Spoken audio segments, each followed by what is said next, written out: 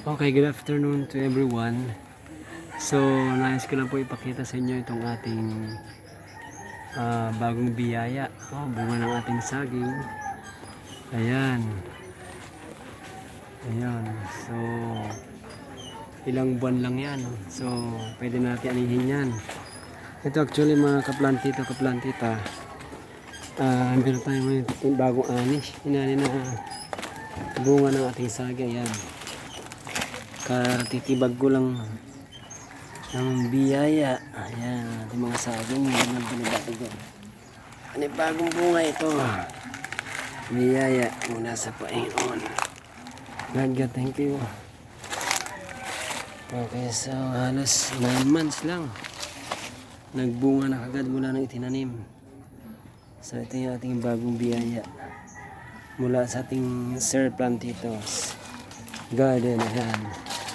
Actually ito naman uli yung panibagong bunga. Ayan, kasi katatanggal ko lang ng kanyang puso. Ayan, pangalawa na naman yan. Bukod dun sa ating tinibag kanina.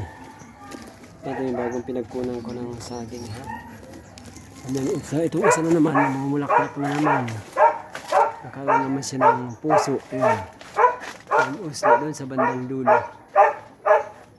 Okay, so thank you Lord sa ating magandang biyayang pinagkulob mo sa atin. Okay, tunay na kapag masipag magtanim, may aanin si Sir Plantito.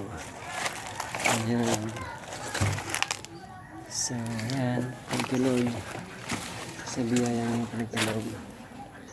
Ayan, aalisin natin siya sa kanyang gagawin natin papiling na siya, no? Mahinog. Actually nasira lang isang piling dun dahil ang tagal na, halos 2 linggo hindi ako nakapunta dito sa ating taniman. Ayan, nabulok, kinain ng mga insekto. Ayan mga guys, yung mga tanim din sa plantito ng mga gabi.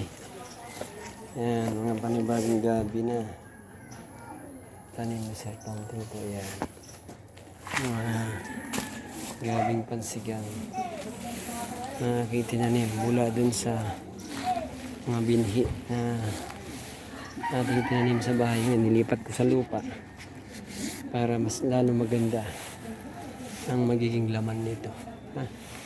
Kaya muli guys, maraming salamat sa ating panibagong biyaya mula dito sa ating Sir Plantitos Garden. Okay guys,